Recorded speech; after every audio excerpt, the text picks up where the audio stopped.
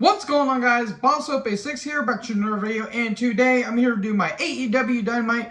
We're live from Los Angeles, California. Wow, this show was certainly something, was it? There's going to be a lot of praise because, honestly, aside from a couple things, this was a really strong Dynamite. And holy God, what a main event. Opened good, and it ended pretty good too, though. The ending, I'll talk about that here a little bit. And also, happy Pride Month to all of my subscribers who are part of the LGBTQ community. Happy Pride Month, guys. Please be nice to everyone, no matter what gender they are. So, with that out of the way, I'm probably going to get a little hate for that because a lot of people like to be dicks like that. Let's start off with CM Punk, and FTR versus Max Caster and the Gun Club. Max Caster, during his rap, mentions Ember Heard. Oh boy. Oh boy, that case certainly was something. Both parties look bad. Ember looks worse, but I love Johnny Depp as an actor, but after what happened during this case, he came off as kind of shitty, if you ask me. Still, fuck Ember Heard. Hope she's rotting in hell. And we knew she was going to lose because that case was a bunch of bullshit. Anyways, back to the match. Bowens, I really love Bowens. Bowens has a lot of personality and energy. Even injured, he is still entertaining as hell. Because Austin and Colton kept saying Sacramento and San Diego and all that stuff. And Bowens is making the best out of his TV entrance because he's injured right now. Match was pretty fun for the most part, though. There was a power slam from the second rope from Cash. That was some pretty good stuff. And a hot tag to Punk, and Punk botches a springboard. And he also botches again. Look, I really do love CM Punk. But I feel like this may be his last run because he's been getting sloppy lately. And I don't know why. I don't know what's going on. I don't know if it's Father Time catching up to him or whatever's going on. I get it. He's in his early 40s. But still, Father Time is undefeated. Your body's going to be shutting down on you. Just ask Lance Archer, Samoa Joe, Jeff Hardy, or the Hardys in general. All that stuff. I feel like Punk needs to slow down a little bit and try not to be doing all those moves. But with that being said, GTS into the big rig. 1, 2, 3. Punk and FTR win. Punk grabs the mic and spewing all this stuff. Talking about how he's paved all the roads with a bunch of hurdles, and in the end he came out on top. Dax grabs a mic. He says there's two important people in my life, that two important things that happen that are more important in my life are in professional wrestling, my lovely wife, and my child. And this was some good stuff to hear from Dax. Punk grabs the mic again, and he talks about New Japan, the forbidden door being open. And Hiroshi Tanahashi is here. Okay, the ace of New Japan. Sign me up. Sign me up for that match. Punk versus Tanahashi. Whose knees are going to get shot more? You're probably going to be Tanahashi. Oh boy. Sounds like a good idea on paper. I have a feeling that either A, Tanahashi's knees are going to blow out, or C, or B, Punk's going to break himself. I hope it's a good match. I just hope no one gets hurt in the end. But okay, Punk versus Tanahashi. I hope Tanahashi retires soon. I love Tanahashi. I really do. He is carrying New Japan on his back, and he is considered the ace for a reason. But my God, his knee, he can't. I'm surprised he can walk, and it's sad. It's sad to see Tanahashi like this, but yeah. So then, after coming back from commercial break, MJF comes down. Oh my Lord. This has been the most talked about segment and the most talked about thing for the past, like, ever since it happened. Literally, Twitter was blowing the hell up after this, and even during this. MJF comes down, and he's talking about all the executives and being treated poorly, and he says how all of the AEW's wrestlers and all their buddies can get a higher pay than him. Obviously, he's referencing Tony Khan not paying him as much, which again is kind of bullshit because MJF is the hottest heel in the company. And he says, I checked the ratings week by week, and guess who was at number 2 at the most talked about? It was me. He's spewing some good stuff. He's spewing some actual facts here. And he says he doesn't want to be in AEW anymore. And he talks about all the smart marks. And he's talking about he doesn't care about the ratings. And every time that the ratings show up, he talks about, I was the one that was providing the ratings. He's not technically wrong. Whenever MJF does a lot of good stuff, he is the most talked about on AEW. He's not wrong here, folks. Also, the crowd. The crowd was absolutely astonishing throughout this entire night. And they're cheering for MJF, and he's like, well, whenever you guys cheer for me, you end up booing me in the end. And this quote right here, this quote is goddamn brilliant. Don't ask Tony Khan to reach into his pockets. He's got to pay all these ex-WWE talents. Wow. He is not wrong. He's not wrong. Literally, think of every ex-WWE that has came into AEW. Cody, the Hardys, Miro, Joe, Cole, Red Dragon, Christian Cage, Athena, Stokely Hathaway, Tony Storm. Literally, almost every main star there has been ex-WWE. Tell me he's not wrong. He is not wrong, folks. And then in the end, he wants Khan to fire him, and then he calls Tony a fucking mark. This was brilliant. MJF is pissed. I don't blame him. I know I'm a wrestling fan, and my opinion don't mean shit in the end. But this literally blur between fiction, or not fiction, but it literally blurred the line of reality. It really does. It really blended reality because, and he also talks about his contract extension to 2024. This is like Vince McMahon, Steve Austin, 98, 99 Attitude Era levels of shit. Holy God. Good Lord. This was the most talked about segment throughout the entire show. Literally, the show could have ended and it wouldn't have mattered. Good Lord. I feel like they should have saved that for the end, if I'm going to be completely honest. And then they cut off his mic, and during the break, Punk was coming down to the ring, and MJF just left through the crowd. What the hell is happening?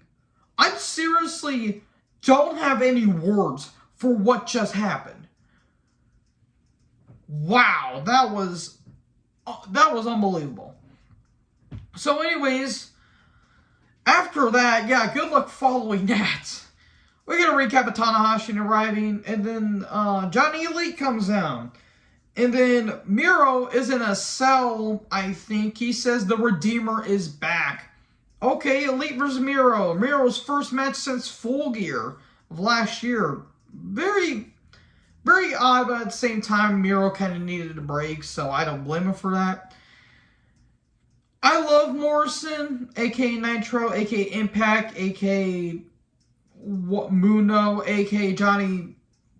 We're going to give you 1,000 names. We're going to give you the fucking... we're going to give you Bruce the Barber Beefcake levels, and we're just going to change your name every fucking 5 minutes.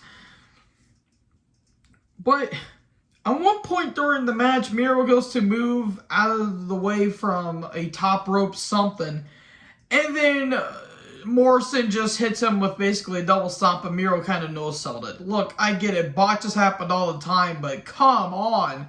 What's with the botches lately? I'm not understanding that. But in the end, game over, and Miro wins. Okay. That was, interesting.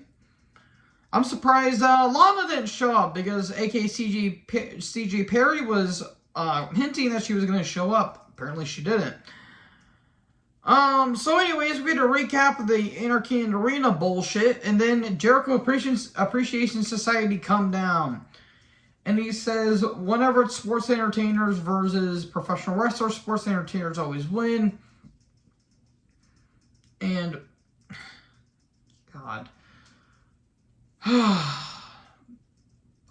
This is doing nothing for me. Literally nothing for me. This benefits nobody. And Jericho says that he tried to set him on fire. Who sets a man on fire? Only I can, because I'm a wizard. The grand wizard, as you are, Jericho. I mean, for God's sakes, the Jericho Appreciation Society dressed up like the KKK on Sunday. So anyways, Kingston and Regal come down. Blood and guts. Wish he would have said it like War Games, but unfortunately we didn't get that, which I was kind of shameful.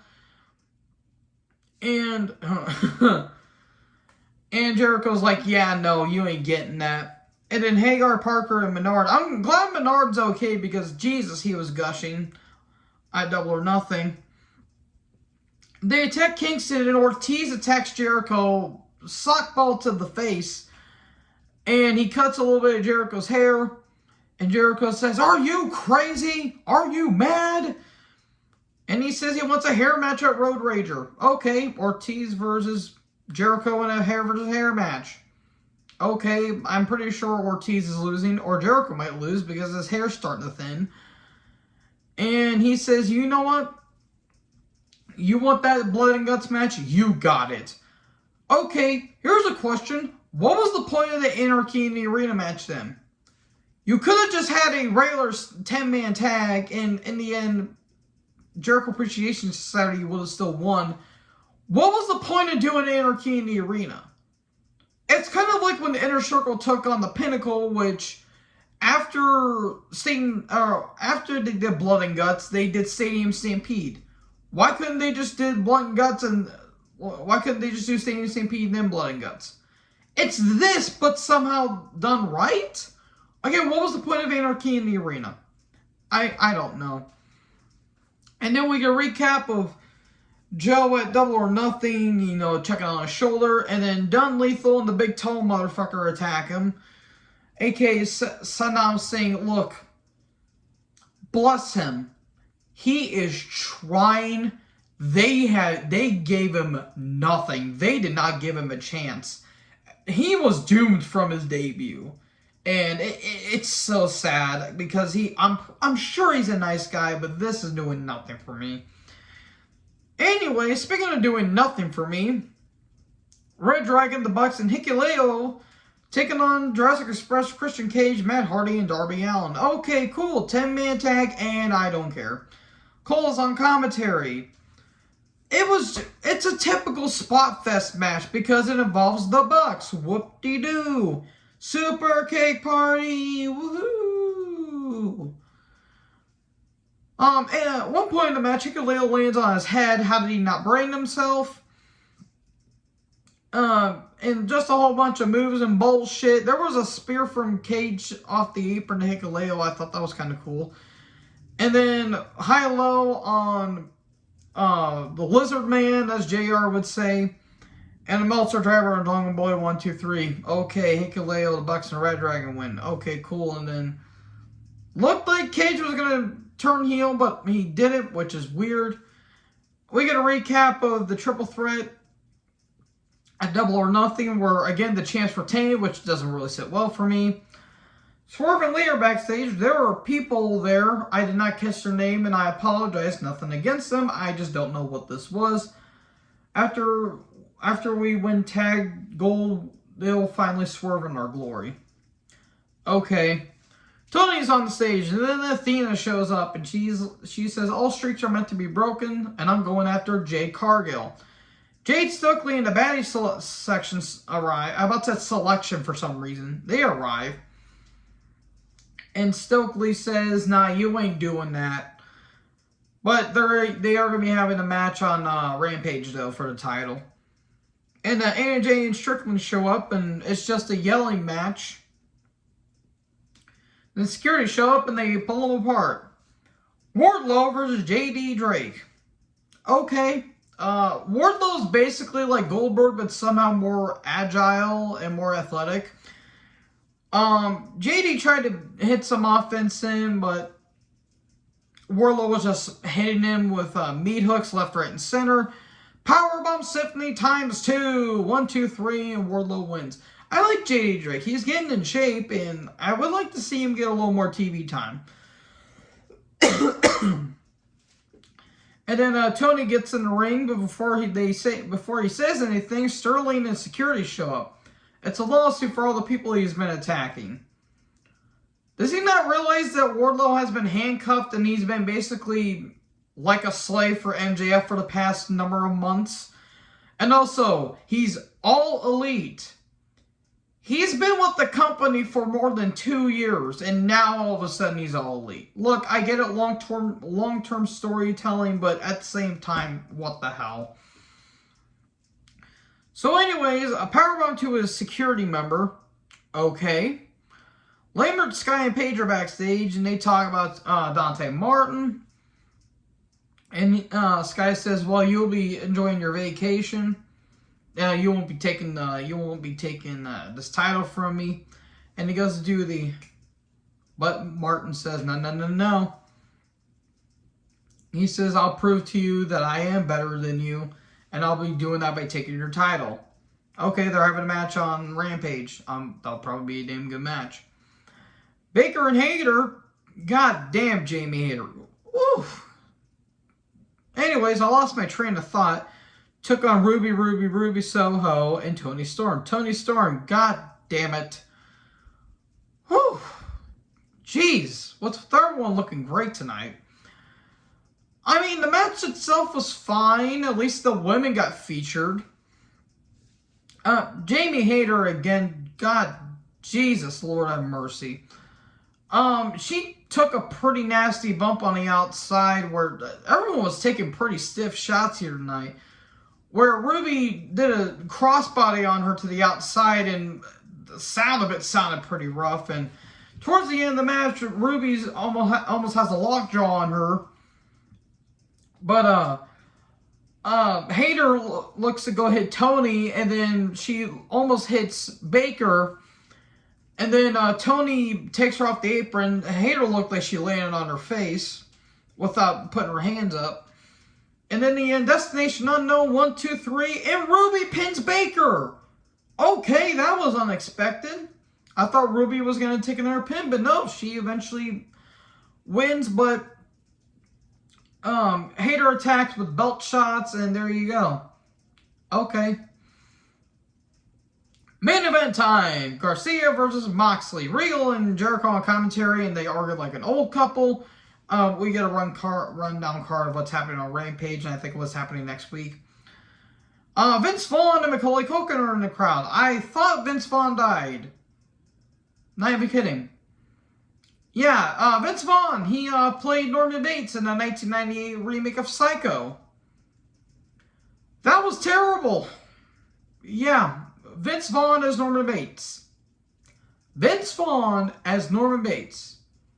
Talk about one of the worst recastings I've ever seen in my life, apart from Adrian Brody in Predators. Anyways, Macaulay Culkin's in the crowd. Good to see him. And Regal saying, "Oh no, he's all alone." Match was pretty stiff, if I'm going to be honest. Like, Garcia can work. He just hasn't been like featured a whole hell of a lot because he's stuck in a lame ass group of Jericho.